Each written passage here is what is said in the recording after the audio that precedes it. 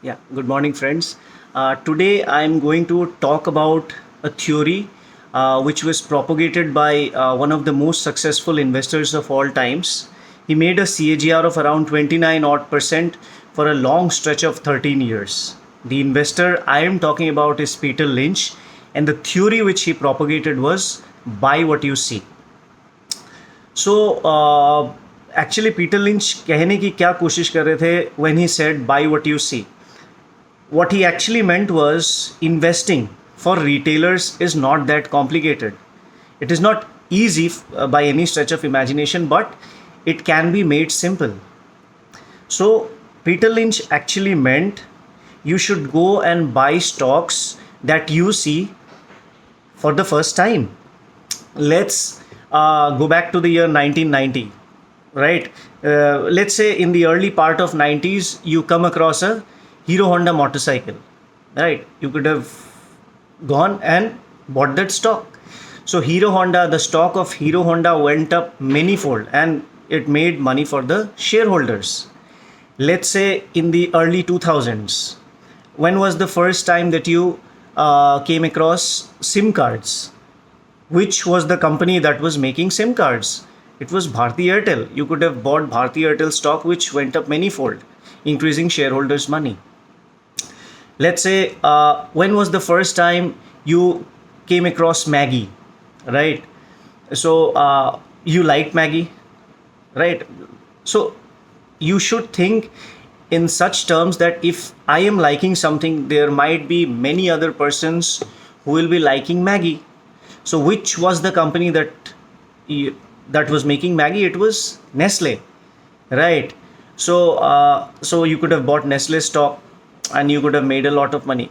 So it works like this. So what Peter Lynch actually meant was investing can be made very simple.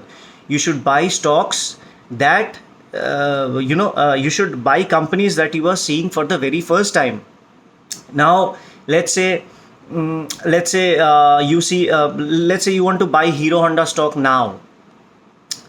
You can buy that, but will you increase your money many folds? Probably not, because Hero Honda has already penetrated the markets, right? If you buy, say, Nestle now, can you make tons and tons of money? No, because the USP product of Nestle, which is Maggie, has already penetrated the market. So there is a fine refinement to Peter Lynch's theory, which is buy what you see for the first time, and also it should invariably touch everyone's lives. Let's talk about another example, say Maruti in the early 2000s. So when was the first time you saw a Maruti car on the roads? You could have gone and bought Maruti stock. It went up manyfold.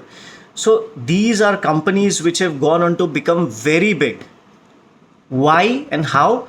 Because the products and services that they make has invariably touched everyone's lives. That's why they have gone on to become very big. So you have to think in terms of that. Like a stock or a company can become a multi-bagger only if it can increase its sales, its profits, and everything, margins and all come later. But first and foremost is the product or the service that the company is delivering has to touch everyone's lives invariably, right? So coming to today's times, what are those companies that you see around yourself that are touching everyone's lives? Uh, Probably food delivery apps. Probably you use Swiggy, Zomato, and the likes every day. Probably ride hailing services such as Uber, Ola, वो सब आप almost daily नहीं होने से भी weekly you use it maybe 2 to 3 times. Swiggy, Zomato, maybe you use very frequently, right? And which are the things that going forward you think that are going to touch everyone's lives? What is it is artificial intelligence.